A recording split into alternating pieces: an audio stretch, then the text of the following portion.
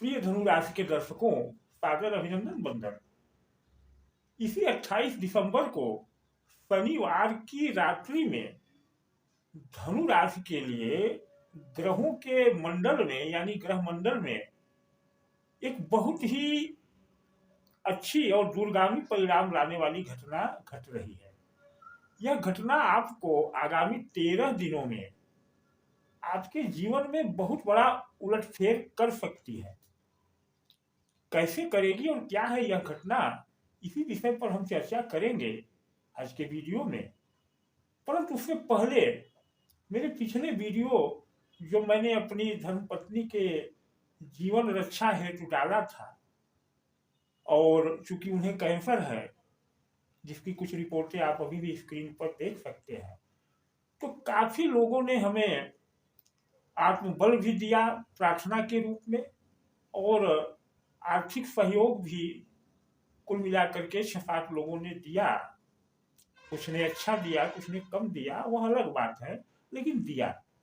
तो आप सभी दानदाताओं और हमारे लिए प्रार्थना करने वालों के लिए धन्यवाद ज्ञापन करना चाहता हूँ। मां मंगलामुखी उनका कल्याण करे। और अब प्रारंभ करता हूँ यह घटना जो 28 दिसंबर की रात्रि में घट रही है। क्या है यह घटना? तो प्रिय दर्शकों, हो यह रहा है कि शुक्र जो कि धनु राशि के एकादश भाव इच्छा पूर्ति भाव और छठे भाव रोग ऋण भाव के स्वामी है, वह कुंभ राशि में गोचर कर रहे हैं। यानी धनु राशि के तीसरे भाव में, जो छोटी यात्राओं का भाव होता है, आपके पराक्रम का भाव होता है, आपके सेवकों का भाव होता है, वहां आपके एकादश भाव यानी इच्छा पूर्ति के स्वामी जा रहे हैं। यह गोचर रात्रि 11:32 पर हो रहा है, शनिवार की रात्रि। इसी रात्रि और इसी शुक्र के गोचर के 1.5 घंटे 2 घंटे बाद यानी कि 12:35 पर, अब यह 12:35 शनिवार की रात्रि है, लेकिन अंग्रेजी समय सारणी से रविवार का मॉर्निंग मान लिया जाएगा, तो 29 तारीख हो जाएगी। लेकिन हम ज्योतिषी गणना में इसे शनिवार की रात्रि ही मानते हैं, तो इसीलिए मैंने कहा कि रात्रि में 2 घटनाएं। तो इस 12:35 पर धनु राशि के नवम भाव के स्वामी सूर्य, जो भाग्य के स्वामी हैं, जो कि धनु राशि में ही गोचर कर रहे हैं, यह अपना नक्षत्र परिवर्तन करके केतु के मूल नक्षत्र से शुक्र के पूर्वाषाढ़ा नक्षत्र में गोचर कर जाएंगे शनिवार की रात्रि 12:35 और अंग्रेजी समय सारणी के अनुसार 29 तारीख 12:35 AM। अब इसका परिणाम क्या होगा? शुक्र के नक्षत्र में सूर्य आत्मा के कारक और शुक्र भोग ऐश्वर्य के कारक, धनु राशि के लिए इच्छा पूर्ति के स्वामी और रोग ऋण के स्वामी। तो आत्मा आपकी उस नक्षत्र में जा रही है जिसका स्वामी आपके लिए 2 भावों का स्वामी है। अब आपको क्या, यानी आपकी आत्मा को क्या मिलेगा? या तो इच्छा पूर्ति होगी, या इच्छाओं की पूर्ति के लिए कुछ रोग हो सकते हैं, कुछ ऋण हो सकते हैं, 2 ही बातें होंगी। अब यह निर्भर करेगा कि शुक्र और सूर्य आपकी जन्म कुंडली में किस अवस्था में है। अच्छी अवस्था में होंगे दोनों ग्रह, तो आपको आपकी इच्छाओं की पूर्ति होगी और बहुत अच्छे से आपको धन लाभ भी हो सकता है, भाग्य का साथ मिलेगा। लेकिन अगर यह दोनों ग्रह पीड़ित होंगे, अंशबल में कमजोर होंगे, मृत होंगे, नीच के होंगे, तो आपको छठे भाव का परिणाम मिलने लगेगा। महत्व यहाँ दूसरा आ जाता है शुक्र का गोचर। शुक्र स्वयं तीसरे भाव में जा रहे हैं, और तीसरे भाव में कुंभ राशि काल पुरुष की कुंडली में 11वें भाव में आती है, वही इच्छा पूर्ति के भाव में, तो प्रभाव उसका तो आएगा। और धनु राशि के लिए पराक्रम के भाव में। तो संदेश एक यह भी है कि अगर आप पराक्रम करेंगे तो आपकी इच्छाओं की पूर्ति हो सकती है। कैसे पराक्रम करेंगे इसकी चर्चा हम आगे करेंगे। इसके बाद मुख्य बात और हो रही है कि यह शुक्र का नक्षत्र मंगल के धनिष्ठा नक्षत्र में है। शुक्र का यह गोचर अभी भी मकर राशि में है तो भी मंगल के धनिष्ठा नक्षत्र में है, और जो गोचर होगा वह भी मंगल के धनिष्ठा नक्षत्र में ही होगा। अब यह गोचर उनका तीसरे चरण में होगा।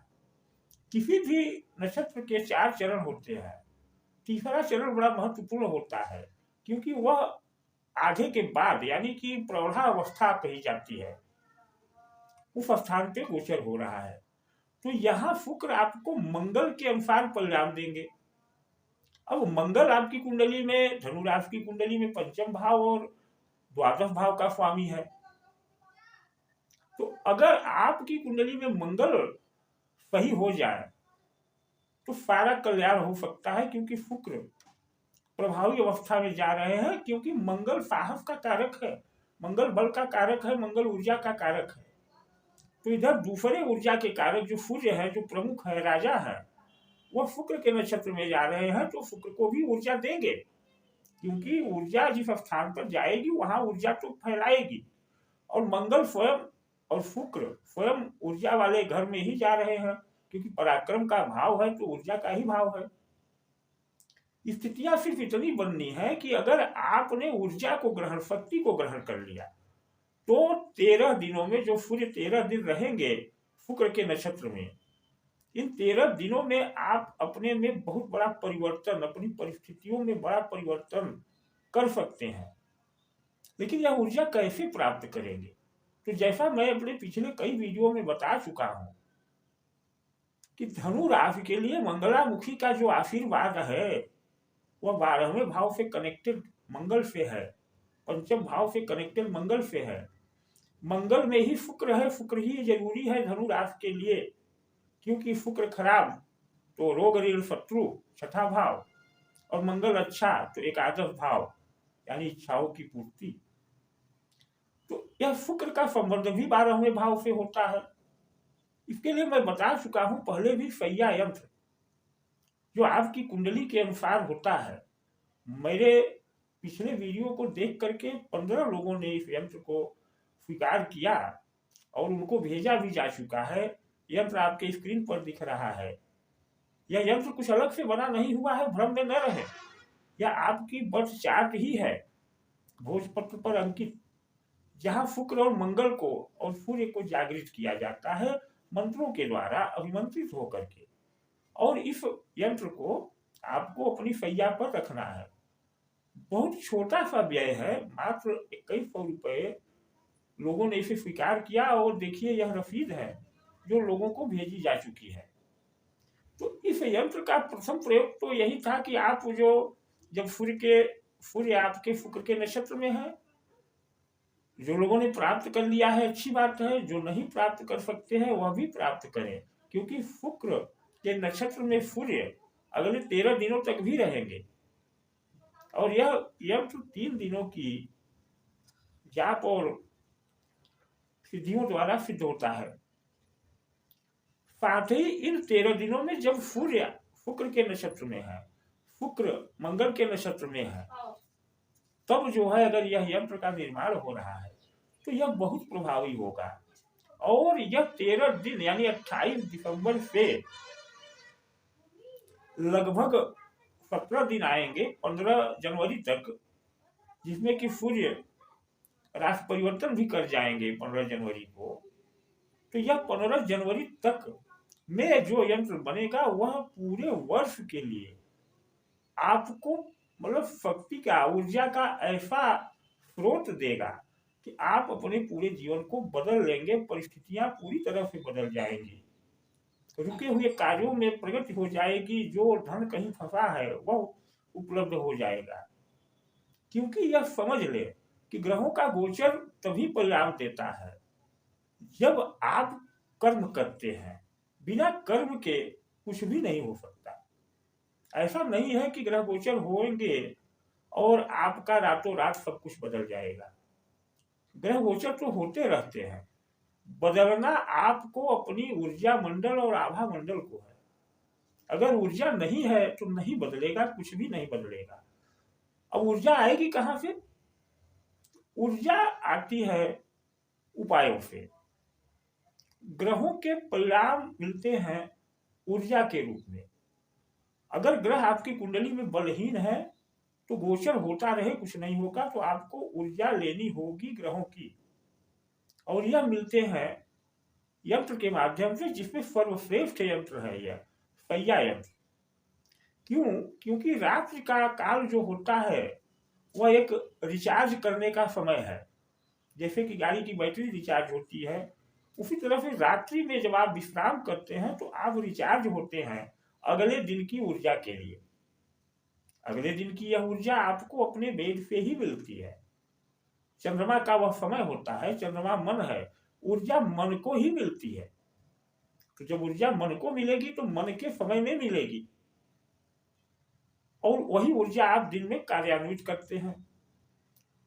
तो कहने का तात्पर्य यह है अंतिम में कि यह 13 दिन आपके लिए पूरे जीवन को परिवर्तन करने वाली ऊर्जा के संग्रह का दिन है। अब इसमें अगर आप इस यंत्र का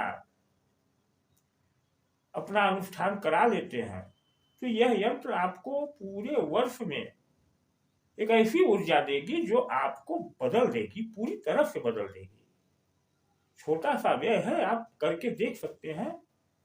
अगर आप करना चाहते हैं, इस यंत्र को पाना चाहते हैं, तो दिए गए व्हाट्सएप नंबर पर अपना नाम, जन्म तिथि, अपना पता और इस वार कोड पर या इसी व्हाट्सएप नंबर पर, यह गूगल पे नंबर है, फोन पे नंबर है, आप 2100 रुपये पेमेंट करें। वार्ता जो करें व्हाट्सएप से ही करें। संदेशों में निरर्थक वार्ता और डायरेक्ट फोन करने के लिए हम हर वक्त उपलब्ध नहीं रह सकते, क्योंकि आप सभी को मालूम है कि समय मैं अपने धर्मपत्नी के स्वास्थ्य को लेकर के संघर्ष कर रहा हूँ। साथ ही आप लोगों से पुनः निवेदन है कि आप लोग अगर इसके लिए भी थोड़ा सहयोग करना चाहें तो कर सकते हैं इसी गूगल पे नंबर पर या बारकोड पर। तो धन्यवाद, नमस्कार। आज का वीडियो यहीं तक, और चैनल पर बने रहें, सब्सक्राइब कर दें, वीडियो को लाइक करें और शेयर करें, जिससे कि अधिक लोगों को लाभ मिल सके।